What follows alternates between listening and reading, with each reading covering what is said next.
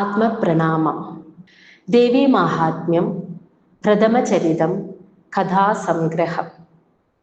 ദേവീ മാഹാത്മ്യം എന്ന ഗ്രന്ഥം മാർക്കണ്ഡേയ പുരാണത്തിൽ 13 അധ്യായങ്ങളിലായിട്ടാണ് കാണപ്പെടുന്നത്. മാർക്കണ്ഡേയ മഹർഷിയാണ് ദേവീ ചരിതം കഥ പറയുന്നത്. അതായത് ബ്രഹ്മാവിൻ്റെ ഒരു പകലാണ് ഒരു കൽപ്പം എന്ന് അറിയപ്പെടുന്നത്. ഒരു കൽപ്പം എന്നാൽ 1000 ചതുർയുഗങ്ങൾ ചേർന്നതാണ്. 4 യുഗങ്ങൾ, സത്യയുഗം, ത്രേതായുഗം, ദ്വാപരയുഗം, കലിയുഗം. ഈ 4 യുഗങ്ങൾ 1000 തവണ ആവർത്തിച്ചു വരുന്നതാണ് 1000 ചതുർയുഗങ്ങൾ എന്ന് പറയുന്നത്. ഈ 1000 ചതുർയുഗങ്ങളെ തന്നെ 14 മനുക്കൾ അധിപന്മാരായിട്ടുള്ള 14 മന്വന്തരങ്ങളായി തിരിച്ചിരിക്കുന്നു. ഒരു മനുവിൻ്റെ മന്വന്തരം, ഒരു മനു അധിപനായിട്ടുള്ള അദ്ദേഹത്തിൻ്റെ മന്വന്തരം എന്ന് പറയുന്ന കാലഘട്ടം 71 ചതുർയുഗങ്ങളാണ്. ആ 71 ചതുർയുഗങ്ങളിൽ ആ മനുവിൻ്റെ വംശപരമ്പരയായിട്ടാണ് എല്ലാ പ്രജകളും ജനിക്കുന്നത്. അത് കഴിയുമ്പോൾ 71 ചതുർയുഗങ്ങൾ കഴിയുമ്പോൾ രണ്ടാമത്തെ മനു അധിപനായിട്ടുള്ള രണ്ടാമത്തെ മന്വന്തരം ഉണ്ടാകുന്നു. അതിൻ്റെ കാലഘട്ടവും 71 ചതുർയുഗങ്ങളാണ്. ഇങ്ങനെയാണ് മന്വന്തരങ്ങൾ പോകുന്നത്. ഇപ്പോൾ നടന്നുകൊണ്ടിരിക്കുന്നത് 7ാമത്തെ മന്വന്തരമാണ്. വൈവസ്വത മനു അധിപനായിട്ടുള്ള 7ാമത്തെ മന്വന്തരമാണ് ഇപ്പോൾ നടന്നുകൊണ്ടിരിക്കുന്നത്. ഇനി വരാൻ പോകുന്ന 8ാമത്തെ മന്വന്തരത്തിൻ്റെ അധിപനായ സാവർണി മനു എങ്ങനെയാണ് 8ാമത്തെ മന്വന്തരത്തിൻ്റെ അധിപനായി മാറിയത് എന്നുള്ള അതിന് കാരണമാകുന്ന അദ്ദേഹത്തിൻ്റെ പൂർവജന്മ കഥ, അതാണ് ദേവീ മാഹാത്മ്യം എന്നറിയപ്പെടുന്നത്. സാവർണി മനുവിൻ്റെ ഈ പൂർവജന്മ കഥ നടക്കുന്നത് 2ാമത്തെ മന്വന്തരത്തിലാണ്. ആ 2ാമത്തെ മന്വന്തരത്തിൻ്റെ അധിപൻ സ്വാരോജിഷ മനുവാണ്. ഇനി നമുക്ക് കഥയിലേക്ക് കടക്കാം. സ്വാരോജിഷ മന്വന്തരത്തിൽ, അതായത് 2ാമത്തെ മന്വന്തരത്തിൽ ജീവിച്ചിരുന്ന സുരഥൻ എന്ന ഒരു മഹാരാജാവ്. അദ്ദേഹം മുഴുവൻ ഭൂമിയുടെയും അധിപനായിരുന്നു. ഒരുപാട് കാലം ഭൂമി മുഴുവൻ വളരെ ധാർമ്മികമായ രീതിയിൽ അദ്ദേഹം ഭരിച്ചു. തൻ്റെ പ്രജകളെയൊക്കെ സ്വന്തം പുത്രന്മാരെ പോലെയാണ് അദ്ദേഹം പരിപാലിച്ചു പോന്നിരുന്നത്. അങ്ങനെ ഇരിക്കെ ചില പ്രത്യേക കാരണത്താൽ കോലനെ ഇല്ലായ്മ ചെയ്ത രാജാക്കന്മാർ അദ്ദേഹത്തിൻ്റെ ശത്രുക്കളായി ഭവിച്ചു. സുരഥ മഹാരാജാവും കോലനെ ഇല്ലായ്മ ചെയ്ത നാട്ടുരാജാക്കന്മാരും തമ്മിൽ കലശലായ യുദ്ധമുണ്ടായി. സുരഥൻ ഭൂമിയുടെ ചക്രവർത്തിയായിരുന്നു. കോലനെ ഇല്ലായ്മ ചെയ്ത രാജാക്കന്മാരോ ചെറിയ ചെറിയ നാട്ടുരാജാക്കന്മാർ മാത്രമായിരുന്നു. അവരുടെ ബലം വളരെ കുറവായിരുന്നു. പക്ഷേ ഈ യുദ്ധത്തിൽ സുരഥ മഹാരാജാവ് തോൽപ്പിക്കപ്പെട്ടു. അങ്ങനെ രാജാവ് തൻ്റെ സ്വന്തം ദേശത്ത് തിരിച്ചെത്തി. ആ രാജ്യത്തിൻ്റെ മാത്രം അധിപനായി കഴിഞ്ഞു. പക്ഷേ യുദ്ധത്തിലേറ്റ പരാജയം രാജാവിനെ വളരെ നിരാശനാക്കി. അതോടെ അദ്ദേഹം ദുർബലനായി തീർന്നു. രാജാവ് ദുർബലനായത് കണ്ട് ബലവാന്മാരും ദുഷ്ടന്മാരുമായ മന്ത്രിമാർ രാജാവിൻ്റെ ഭണ്ഡാരവും സൈന്യവും അപഹരിച്ചു. സ്വന്തം നാട്ടിൽ പോലും സ്ഥാനമില്ലാതായപ്പോൾ എല്ലാം നഷ്ടപ്പെട്ട ആ രാജാവ് തനിയെ ഒരു കുതിരപ്പുറത്ത് കയറി നായാട്ടിനെ എന്ന വ്യാജേന കൊടും കാട്ടിലേക്ക് പോയി. അവിടെ ആ കാട്ടിൽ അനേകം മുനി ശിഷ്യന്മാരുള്ളതും കാട്ടുമൃഗങ്ങൾ വളരെ മിത്രഭാവത്തിൽ കഴിയുന്നതുമായ സുമേധസ് എന്ന ഋഷിവര്യന്റെ ആശ്രമം അദ്ദേഹം കണ്ടു. സുമേധസ് മഹർഷിയാൽ വേണ്ടവണ്ണം സത്കരിക്കപ്പെട്ട രാജാവ് അവിടെയെല്ലാം ചുറ്റിക്കറങ്ങി കണ്ടുകൊണ്ട് ആ ആശ്രമത്തിൽ കുറേ കാലം അങ്ങനെ താമസിച്ചു. അത്രയും മനോഹരമായ ആ ആശ്രമത്തിൽ കഴിഞ്ഞിട്ടും പക്ഷേ സുരഥ മഹാരാജാവിൻ്റെ മനസ്സ് ശാന്തമായില്ല.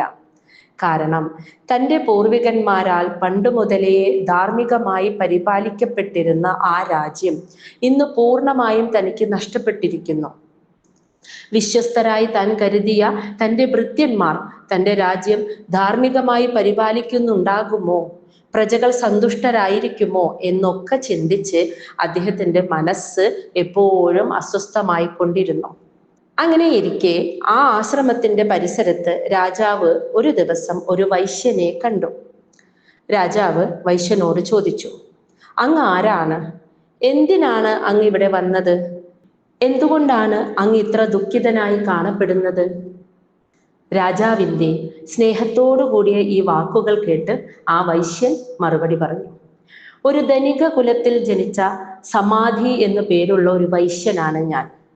അസത്തുക്കളായ എൻ്റെ പുത്രന്മാരും ഭാര്യയും ധനമോഹം മൂലം എൻ്റെ ധനം മുഴുവൻ അപഹരിച്ച് എന്നെ ഉപേക്ഷിച്ചു.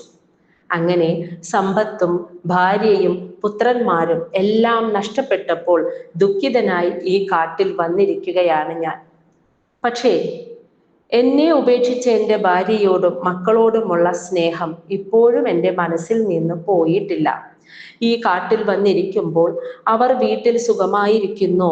തൻ്റെ പുത്രന്മാർ തൻ്റെ അഭാവത്തിൽ ദുർനടത്തക്കാരാകുമോ എന്നൊക്കെയുള്ള ആവലാതികളാണ് എൻ്റെ മനസ്സിൽ.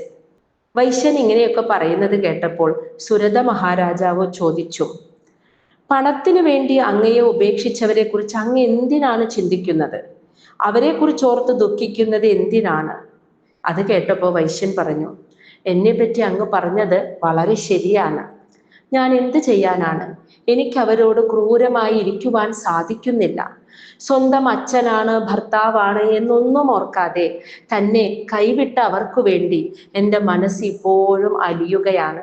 ഇതെന്തുകൊണ്ടാണെന്ന് എനിക്ക് മനസ്സിലാകുന്നില്ല. അപ്പോൾ സുരഥ മഹാരാജാവിന് തോന്നി, തൻ്റെയും പ്രശ്നം ഇത് തന്നെയാണല്ലോ. തന്നെ ഉപേക്ഷിച്ച പ്രജകളെ കുറിച്ചോർത്താണ് താൻ വേവലാതിപ്പെടുന്നത്. അങ്ങനെ രണ്ടുപേരുടെയും വിഷമം ഒന്നായിരുന്നതിനാൽ അവർ രണ്ടുപേരും കൂടി ഒരു തീരുമാനമെടുത്തു. ഇതിനുള്ള ഉത്തരം നമുക്ക് സുമേധസ് മഹർഷിയോട് ചോദിക്കാം. അങ്ങനെ അവർ രണ്ടുപേരും കൂടി മുനിയുടെ അടുത്തേക്ക് ചെന്നു. അവിടെ അനുയോജ്യമായ ഒരു സ്ഥാനത്തിരുന്ന് സുമേധസ് മഹർഷിയോട് രാജാവ് ചോദിച്ചു, അല്ലയോ മുനെ, എന്തുകൊണ്ടാണ് എൻ്റെ മനസ്സ് എൻ്റെ അധീനതയിൽ അല്ലാതാകുന്നത്? അതുകൊണ്ടാണല്ലോ എനിക്ക് ഇത്രയും ദുഃഖമുണ്ടാകുന്നത്. അറിവുള്ളവനാണെങ്കിൽ പോലും രാജ്യം കൈവിട്ടു പോയിട്ടും വെറും അറിവില്ലാത്തവനെ പോലെ എനിക്ക് ആ രാജ്യ അംഗങ്ങളോട് മമത തോന്നുന്നു. അതുപോലെ തന്നെ ഈ വൈശ്യനും പുത്രന്മാരാലും ഭാര്യയാലും ഉപേക്ഷിക്കപ്പെട്ടിട്ടും അദ്ദേഹത്തിന് ഇപ്പോഴും അവരോട് സ്നേഹം തോന്നുന്നു. ഇതെന്താണ് ഇങ്ങനെ സംഭവിക്കുന്നത്? സ്വന്തം ബന്ധുമിത്രാദികളോട് മമത തോന്നുന്ന മനസ്സോടെ അത്യന്തം ദുഃഖിതരായി തീർന്നിരിക്കുന്നു ഞങ്ങളുടെ മനസ്സ് ഇപ്പോൾ.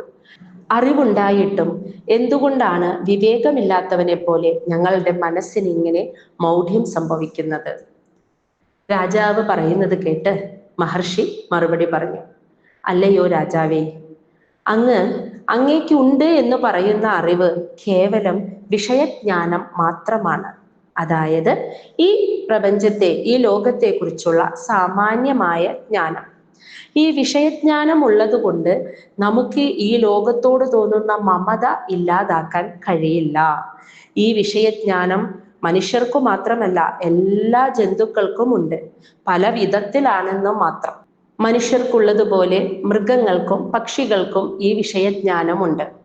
വിശപ്പ്, നിദ്ര, ഭയം, മൈഥുനം ഇവയെക്കുറിച്ചുള്ള അറിവാണ് ഈ വിഷയജ്ഞാനം എന്ന് പറയുന്നത്. അങ്ങ് പക്ഷികളെ നോക്കൂ. തങ്ങൾ ഭക്ഷിച്ചാലേ തൻ്റെ വിശപ്പ് മാറൂ എന്ന് പക്ഷികൾക്കറിയാം. ഈ അറിവുണ്ടായിട്ടും വിശപ്പ് സഹിച്ച് കൊണ്ടുവന്ന ആഹാരം അവർ തൻ്റെ മക്കളാണ് എന്ന തോന്നൽ മൂലം, മക്കളോടുള്ള മമത കൊണ്ട് തൻ്റെ കുഞ്ഞുങ്ങളുടെ ചുണ്ടിൽ ഇട്ടുകൊടുക്കുന്നു. അതുപോലെ മനുഷ്യരും സ്വന്തം കുഞ്ഞുങ്ങൾ വലുതായി തങ്ങളെ നോക്കുമെന്നുള്ള പ്രതീക്ഷ വെച്ച് അവരോട് സ്നേഹം പ്രകടിപ്പിക്കുന്നു. ഇതാണ് മമത എന്ന് പറയുന്നത്. ഈ വിഷയജ്ഞാനം, അതായത് എങ്ങനെ ജീവിക്കണം, വിശക്കുമ്പോൾ ഭക്ഷണം കഴിക്കണം, ഉറങ്ങണം, ഭയം, മൈഥുനം എന്നിവയെ കുറിച്ചുള്ള അറിവുണ്ടായതുകൊണ്ട് നമുക്ക് ഈ ലോകത്തോടുള്ള മമത ഇല്ലാതാക്കാൻ കഴിയില്ല.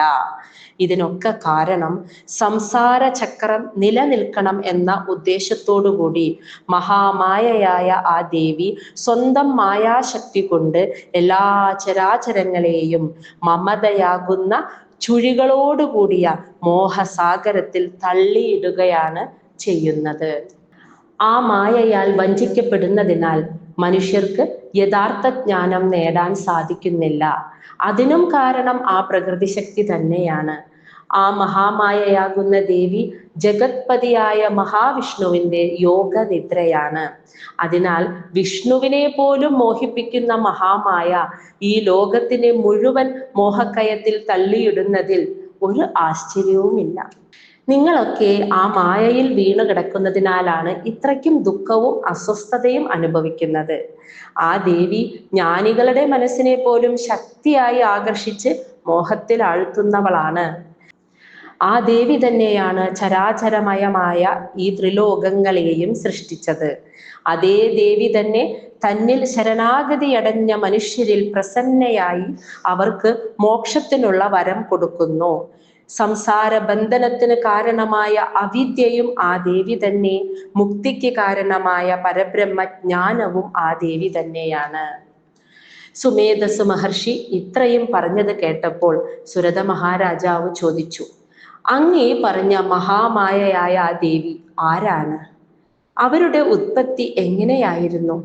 അവരുടെ പ്രവൃത്തികൾ എന്തൊക്കെയാണ്? ഇവയെക്കുറിച്ചെല്ലാം ഞങ്ങൾക്ക് വളരെ വിശദമായി അങ്ങ് പറഞ്ഞു തരൂ. അപ്പോൾ സുമേധസ് മഹർഷി പറഞ്ഞു, ജഗത് രൂപിണിയും ഈ പ്രപഞ്ചത്തെ സൃഷ്ടിച്ചവളുമായ ആ ദേവി നിത്യയാണ്, ജനനമോ മരണമോ ഇല്ലാത്തവളാണ്. ആയതിനാൽ ആ ദേവിയുടെ ഉത്പത്തിയെക്കുറിച്ചുള്ള ചോദ്യം അപ്രസക്തമാണ്.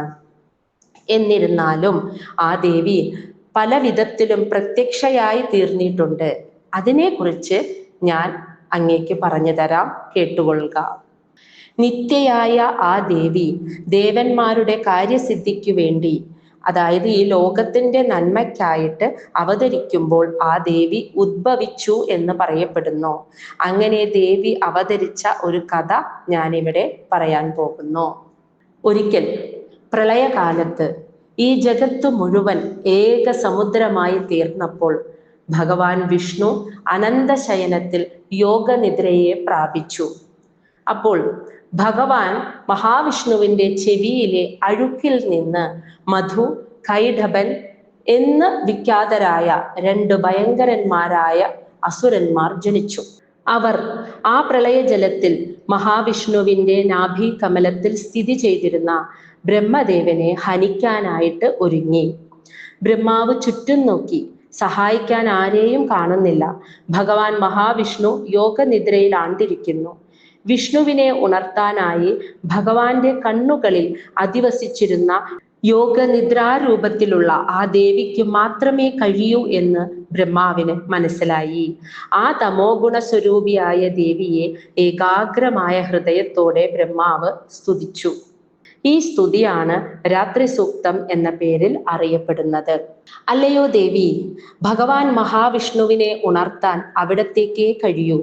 എത്രയും വേഗം അദ്ദേഹത്തെ ഉണർത്തി ഈ 2 അസുരന്മാരെയും വധിക്കാനുള്ള പ്രചോദിതമായ ബുദ്ധിശക്തിയായി ദേവി ആ ഭഗവാനിൽ പ്രവർത്തിക്കണമേ. ഇപ്രകാരം വിഷ്ണുവിനെ ഉണർത്തുവാനും മധുകൈഡഭന്മാരെ വധിക്കുവാനും വേണ്ടി ബ്രഹ്മാവിനാൽ സ്തുതിക്കപ്പെട്ട തമോ ഗുണരൂപിയായ ദേവി മഹാവിഷ്ണുവിന്റെ കണ്ണ്, മുഖം, മൂക്ക്, കയ്യ്, ഹൃദയം, മാറിടം എന്നിവയിൽ നിന്ന് എഴുന്നേറ്റു വന്ന് ബ്രഹ്മാവിന് ദർശനം കൊടുത്തു.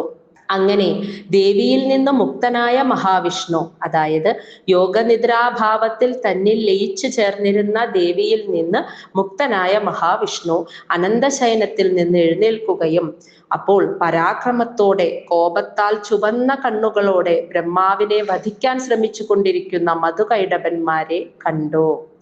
അനന്തരം മഹാവിഷ്ണു 5000 വർഷത്തോളം അവരുമായി ബാഹുയുദ്ധം ചെയ്തു. അതിസാമർത്ഥ്യം കൊണ്ട് ഉന്മത്തരായ ആ അസുരന്മാരെ ഈ സമയം ദേവി തൻ്റെ മായയാൽ ഒന്ന് മോഹിപ്പിച്ചു.